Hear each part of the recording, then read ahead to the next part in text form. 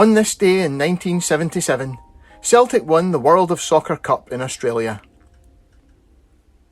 The World of Soccer Cup was the brainchild of English entrepreneur Reg Lambourne and consisted of two separate tournaments held in Singapore and Australia in July 1977.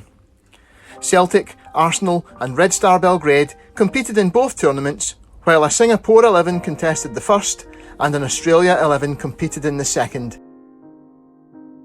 There was trouble in paradise even before the Celtic party left Scotland, with Captain Kenny Dalglish refusing to travel and adding fuel to the rumours he'd be leaving that summer. Dalglish insisted he was too tired after a gruelling season. Wearing special lightweight jerseys, almost identical to the kit that would be introduced in October 1979, minus the club badge, Celtic finished runners-up in the first knockout tournament, beating Singapore 5-0 before going down 3-1 to Red Star Belgrade, conquerors of Arsenal, in the final.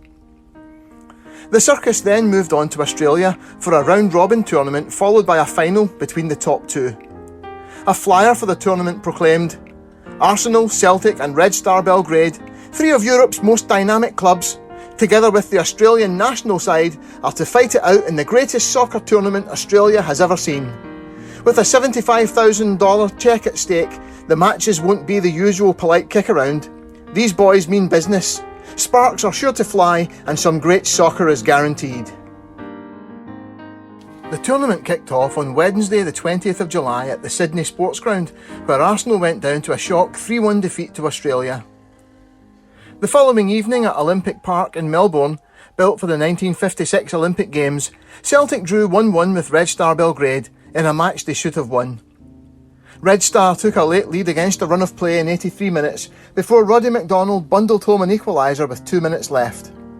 There was still time for late drama when Pat Stanton was punched by Red Star striker Bukso Lukic, and both were sent off after Stanton retaliated with a punch of his own.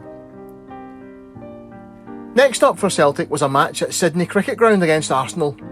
A brilliant first 30 minutes saw Celtic 3-1 ahead through 2 goals from Paul Wilson and a Ronnie Glavin penalty, with Malcolm McDonald pulling one back also from the penalty spot. Pat Rice scored another for Arsenal with 30 minutes to play, but Celtic saw the match out comfortably to leave them requiring only a draw against Australia to qualify for the final. 2 days later, 26th of July, Celtic won a hard-fought 3-2 victory over Australia back at the Sydney Sports Ground. They took an early lead through Johannes Edvaldsson, but then had to come back from 2-1 down to win, with another from Shuggy and the winner from Ronnie Glavin. At the same time, Red Star lost 1-0 to Arsenal in Adelaide, but then the Yugoslavs beat Australia 3-2 in the final group match on the 28th of July to set up a final and their third meeting of the tour with Celtic.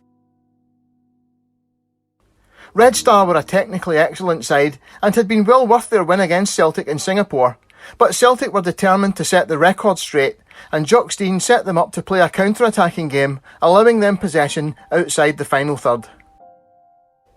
The game had an edge to it after the double red card in the group match, and Red Star enjoyed plenty of possession in the first half hour, but rarely threatened, with Pat Stanton sweeping up behind Edvaldsson and McDonald. It was Celtic who were creating all the chances, and they took the lead through McDonald, who bundled the ball home after Alfie Conn's corner kick had rebounded to him off the crossbar.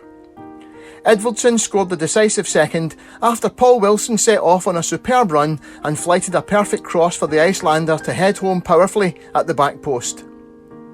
So Celtic headed home with the World of Soccer trophy, a cheque for $75,000 Australian dollars, and a sense of optimism for the new season after an impressive tour. It wasn't to last. Back home, Kenny Dalglish was still determined to leave, and the squad would be decimated by serious injuries in the first few weeks. Anyone who witnessed season 1977-78 is probably still deeply scarred by it. The World of Soccer Cup was the last trophy won by Jock Stein's Celtic, as the cruel 1970s that had already robbed him of so many carefully nurtured talents finally overtook the glittering empire he had so painstakingly built.